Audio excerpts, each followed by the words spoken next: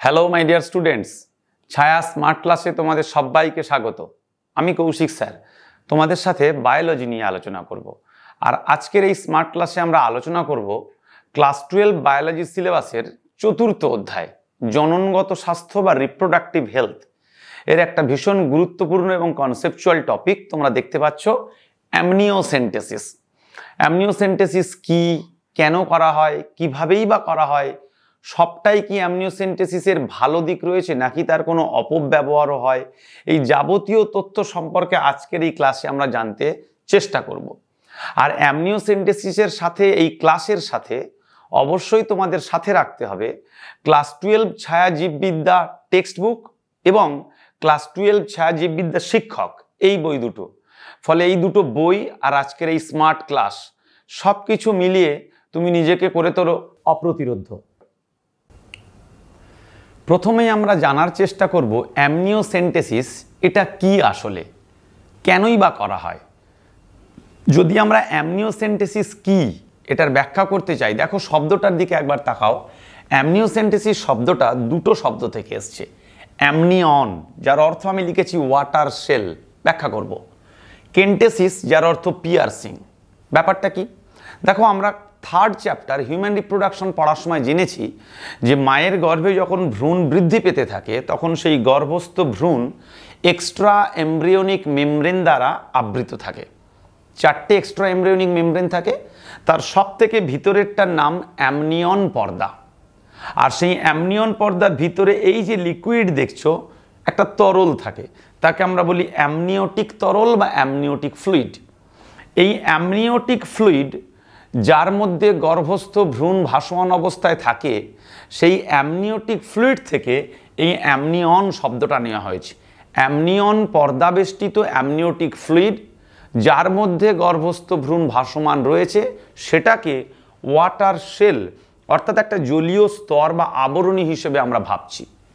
Piercing, পিয়ার্সিংয়ের অর্থ হলো ভেদ করা, অর্থাৎ নির্দিষ্ট পদ্ধতিতে ওই অ্যামনিওটিক তরলকে সংগ্রহ করা হবে। অবভিয়াসলি প্রশ্ন কেন?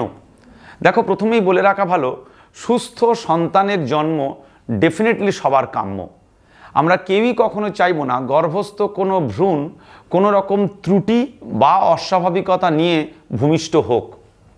কিন্তু ওই গর্ভস্থ ভ্রূণের কোনো ত্রুটি বা অস্বাভাবিকতা রয়েছে কি না, বিশেষ করে জিনগত বা বিপাকজনিত ত্রুটি যেটা সন্তানের ভবিষ্যতের পক্ষে ক্ষতিকারক হতে পারে, সেটা নির্ণয় করা কিভাবে সম্ভব?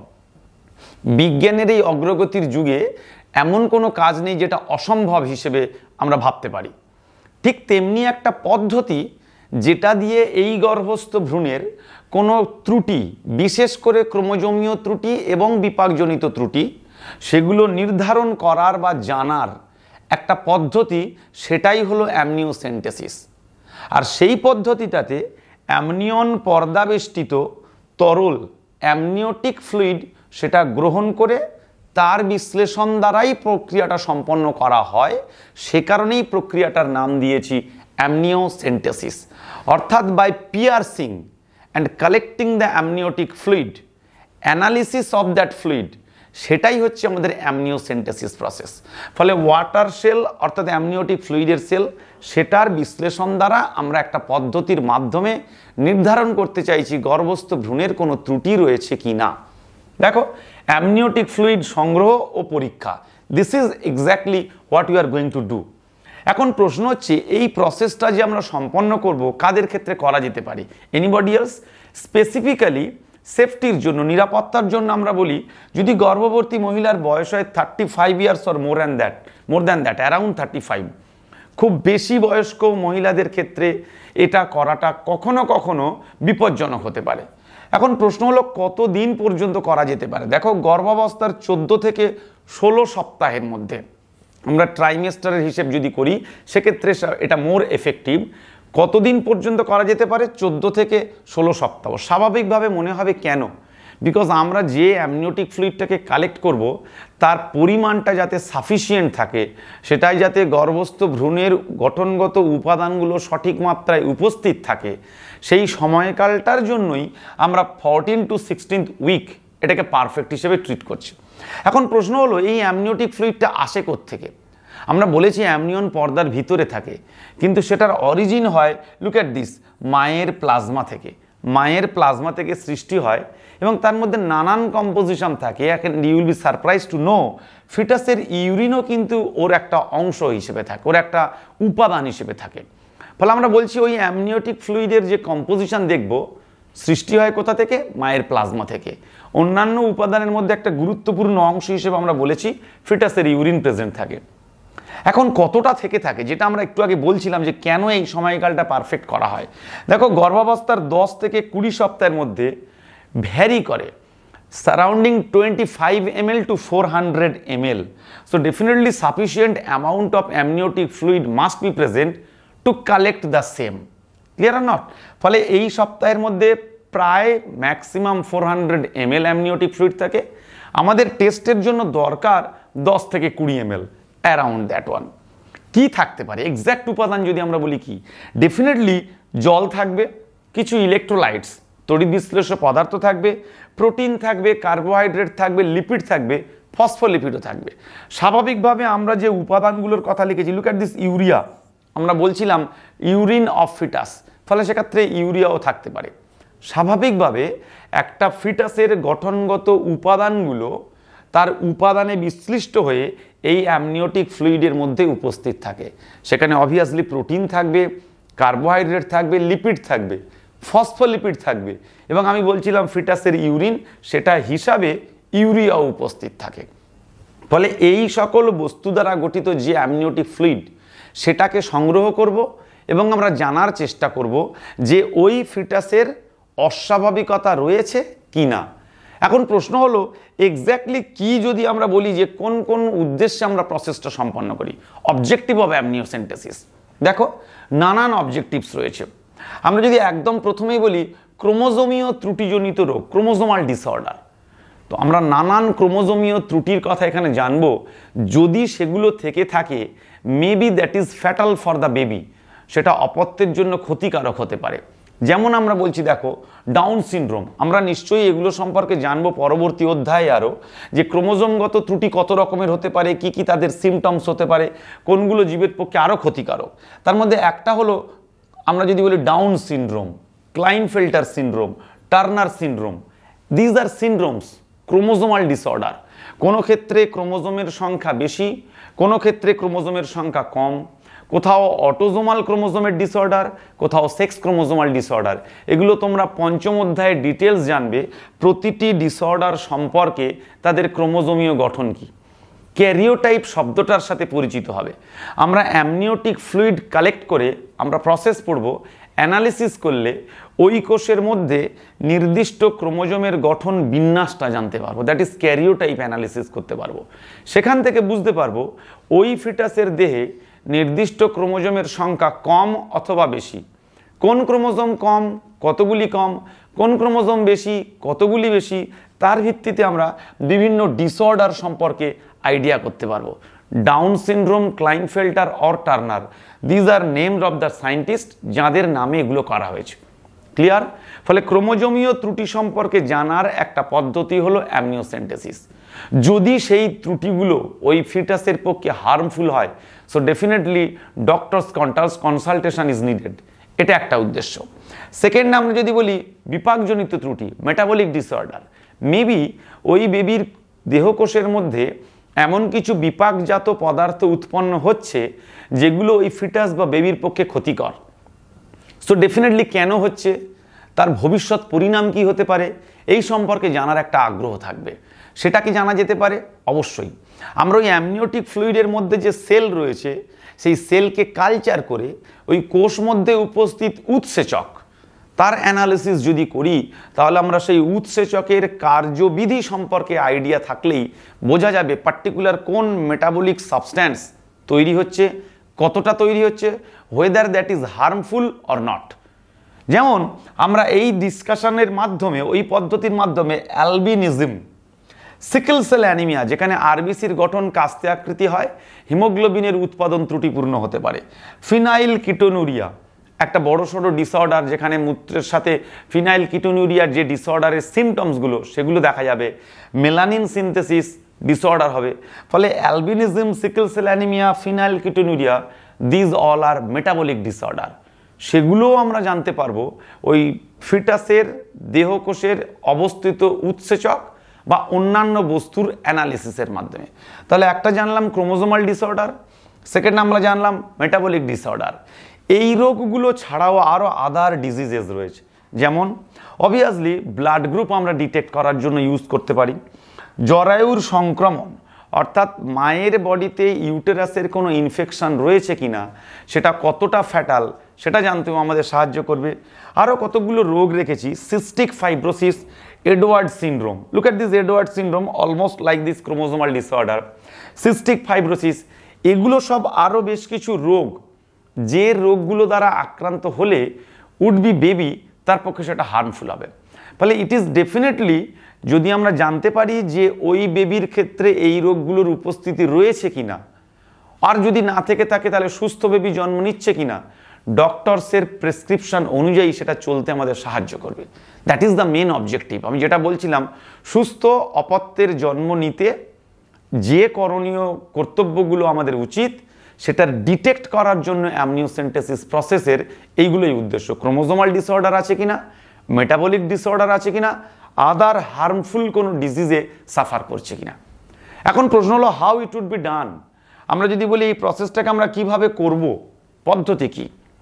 দেখো পদ্ধতি কি, সেটার জন্য আমরা এখানে একটা ছবি দেখতে পাচ্ছি। এক্স্যাক্টলি আমরা সেই ছবিটাকে দেখেছি, যে অ্যামনিওটিক ফ্লুইড, আমরা একটু আগে যার কথা বলছিলাম, যে অ্যামনিওটিক তরলের মধ্যে বেবি ভাসমান অবস্থায় রয়েছে ফিটাস, সেই ফ্লুইডটাকে আমাদের কালেক্ট করতে হবে। তাহলে কিভাবে কালেক্ট করব?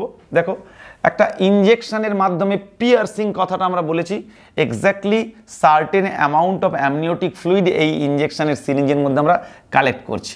এখান থেকে এই যে কালেকশন হচ্ছে, দিস ইজ অ্যামনিওটিক ফ্লুইড। ওকে, সেটাকে কালেক্ট করার পর ওই তরলটাকে আমরা সেন্ট্রিফিউগেশন করছি। একটা নির্দিষ্ট আরপিএম, রোটেশন পার মিনিটে আমরা এটাকে ঘোরাচ্ছি। ফলে কি হবে, এর মধ্যে যে উপাদানগুলো রয়েছে সেই উপাদানে বিশ্লিষ্ট হবে। আমরা জানি সেন্ট্রিফিউগেশনের ফলে উপরের দিকে আর নিচের দিকে দুটো অংশ থাকে, পেলেট আর সুপারন্যাট্যান্ট। ভারী অংশটা নিচে প্রেসিপিটেট হয়ে যাবে, যেটা সেলুলার পার্টস, অ্যাকচুয়ালি কোষের কথা বলছিলাম। সেই সেলুলার পার্টসটাকে নিয়ে আমরা কালচার করব।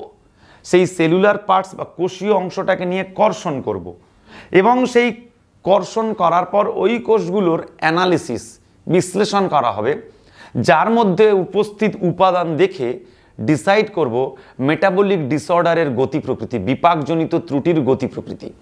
আর এদিকে এই যে কোষগুলো রয়েছে জলীয় উপাদান, সেখানেও আমরা উপাদানগত বিশ্লেষণ করে বুঝতে পারবো কোনো বস্তুর আধিক্য বা কোনো বস্তুর হ্রাস, উপাদানের পরিমাণ কম রয়েছে কিনা। তাহলে এটা হলো মেন প্রসেস। ফ্লুইডটাকে কালেক্ট করো, তার সেন্ট্রিফিউগেশন করো, সেন্ট্রিফিউগেশন করে যে কালচার রয়েছে সেই কালচার, সেলুলার কম্পোনেন্টস, তাকে কালচার করো, সেই কোষের অ্যানালিসিস করো। কোষ মধ্যে উপস্থিত উৎসেচক জাতীয় অন্য উপাদানের বিশ্লেষণ, কোষের ক্যারিওটাইপ অ্যানালিসিস। তাহলে ক্যারিওটাইপ অ্যানালিসিস থেকে আমরা ক্রোমোজোমের গঠন জানতে পারবো, ক্রোমোজোমের সংখ্যা জানতে পারবো। আর যদি আমরা এনজাইমেটিক রিয়াকশানগুলো অ্যানালিসিস করি, উপাদান জানতে পারবে। এটাই হচ্ছে প্রসেস অ্যামনিওসেন্টেসিস। দেখো আমরা সেটাই অ্যানালিসিস করেছি। প্রথমে আলট্রাসোনোগ্রাফি করা হয়, আমরা একটু পরেই দেখব আলট্রাসোনোগ্রাফিটা করা হয় কেন। Exactly where the foetus is located. দেখো বাবু, এই যে ফিটাসটা অবস্থান করছে, এখান থেকে তরলটাকে গ্রহণ করার সময় we must be very much careful, because piercing this membrane and collecting the fluid, extra care should be taken. ভ্রূণের অবস্থান আমাদের জানতে হবে, যাতে কোনোভাবে ওই ভ্রূণ আঘাত না পায় তরল সংগ্রহের জন্য। আর সেই প্রসেসটার জন্য আলট্রাসোনোগ্রাফি দ্বারা ভ্রূণের সঠিক অবস্থানটা আমাদের জানতে হবে, হোয়ার এক্স্যাক্টলি লোকেটেড, যাতে ভ্রূণ কোনোভাবে ক্ষতিগ্রস্ত না হয়। নেক্সট আমরা বললাম কালেকশন, অ্যামনিওটিক ফ্লুইড সংগ্রহ করো। কতটা সংগ্রহ করব? একটু আগেই বললাম 10 to 20 ml।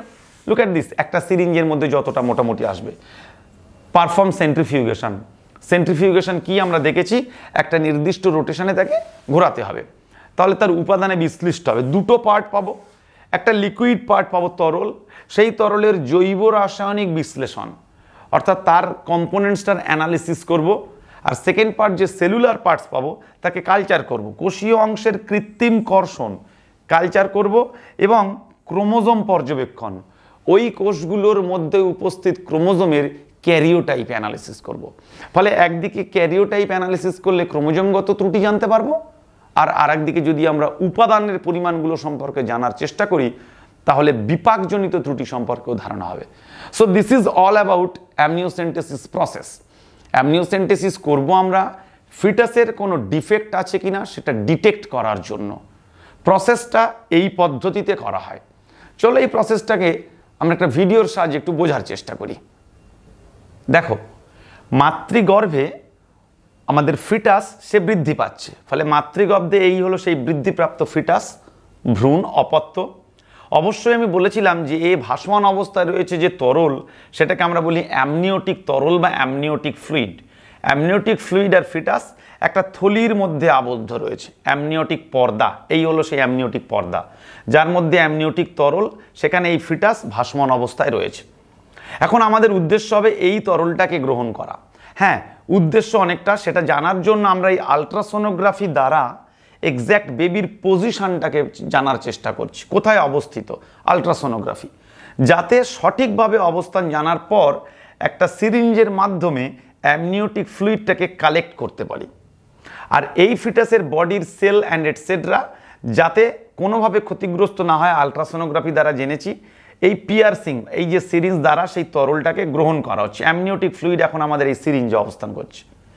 এই সিরিঞ্জে উপস্থিত অ্যামনিওটিক ফ্লুইড এইটার অ্যাকচুয়ালি অ্যানালিসিস করা হবে, এবং সেই অ্যানালিসিসের ভিত্তিতে আমরা জানতে পারবো যে গর্ভস্থ ভ্রূণ তার কোনো রকম ত্রুটি রয়েছে কিনা।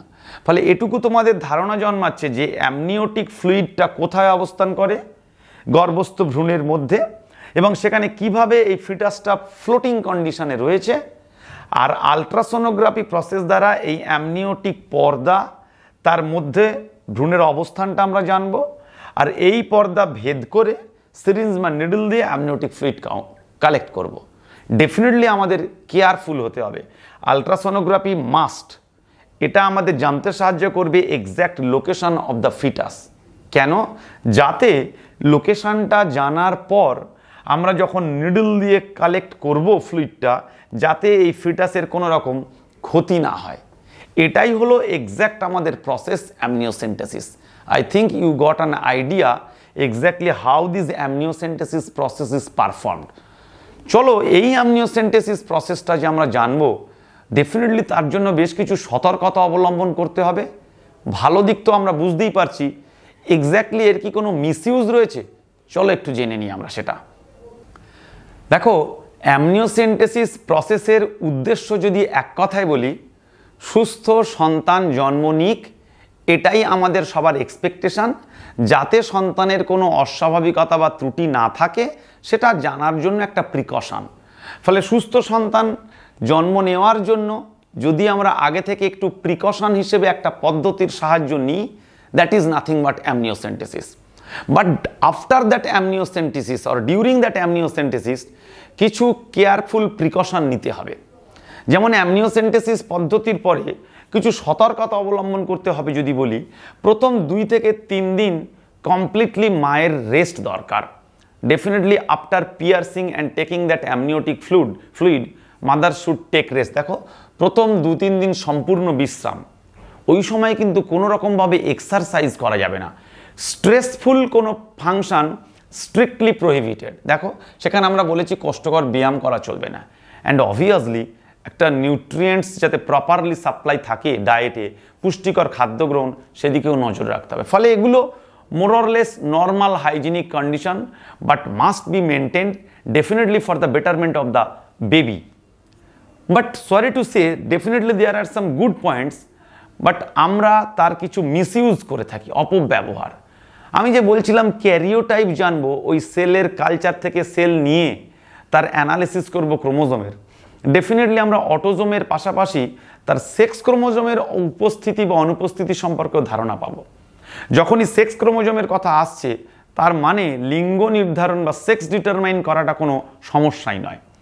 এখন সেখানে যদি কন্যা সন্তান হিসেবে ওই বেবি জন্ম নিতে পারে এমন সম্ভাবনা জানা যায়, দুঃখের বিষয় এখনো পর্যন্ত সেই কন্যা ভ্রূণ হত্যার আধিক্যটা অনেক বেশি। ফলে এই অ্যামনিওসেন্টেসিস দ্বারা ক্রোমোজোমের ক্যারিওটাইপ করে আমরা যদি জানতে পারি যে কন্যা সন্তান জন্ম নিতে চলেছে, সেক্ষেত্রে ওই কন্যা সন্তানদের হত্যা করার একটা প্রবণতা কিন্তু এখনো পর্যন্ত আমাদের দেশে রয়েছে। ফলে দিস সেক্স ডিটারমিনেশন এবং এই যে কন্যা ভ্রূণ হত্যার কথা বলছি, এটা একটা বড় misuse of this amniocentesis. We must be careful of it. আমাদের এটা সম্পর্কে অনেক বেশি সচেতন হতে হবে। যদিও সরকার এটার জন্য আইন প্রণয়ন করেছে, sex determination strictly prohibited, but still আইনের ঊর্ধ্বে উঠে আমাদের এই বিষয়টা নিয়ে সম্পর্কে ভাবনার সময় এসছে। এটা একটা মিসইউজ করা হয় অ্যামনিওসেন্টেসিসের সেক্স ডিটারমিনেশন। আর কিছু লিমিটেশন রয়েছে। স্যার, সব রকম ডিসঅর্ডার, সব রকম অসুখ কি আমরা এই প্রসেসটাই জানতে পারবো? না, ডেফিনেটলি নট। যেমন কিছু জন্মগত ত্রুটি, সেগুলো নির্ণয় করা সম্ভব নয়। আমরা বেশ কিছু রোগ যেমন জানতে পারবো, তেমন বেশ কিছু রোগ ডিটেক্ট করাও সম্ভব নয়। এবং লিঙ্গ সংযোজিত বংশগত ত্রুটি, যে সেক্স ডিটারমাইন্ড ইনহেরিট্যান্স রিলেটেড কিছু ডিফেক্ট, সেগুলোও পারবো না। অর্থাৎ যে কোনো রোগের ডিটেকশন করা সম্ভব নয়, সেটা যেমন এটা সত্য, তেমনি সেক্স ডিটারমিনেশন করা যাবে সেটা কখনো কাম্য নয়। ফলে this is all about amniocentesis. যদি আমরা একটু এক্সাম পারপাসের দিকে তাকাই, অ্যামনিওসেন্টেসিস সম্পর্কে প্রশ্ন কেমন আসতে পারে? অ্যামনিওসেন্টেসিস কি? অ্যামনিওসেন্টেসিসের উদ্দেশ্য কি? অ্যামনিওসেন্টেসিসের একটা অপব্যবহার উল্লেখ করো। This is very very frequently asked question, common question and important question. I think after the completion of this smart class you all guys very smart enough. তোমরা ধারণা করতে পারছো অ্যামনিওসেন্টেসিস কি, কেন করা হয়, কোন উদ্দেশ্যে সেটাকে ব্যবহার করা হয়।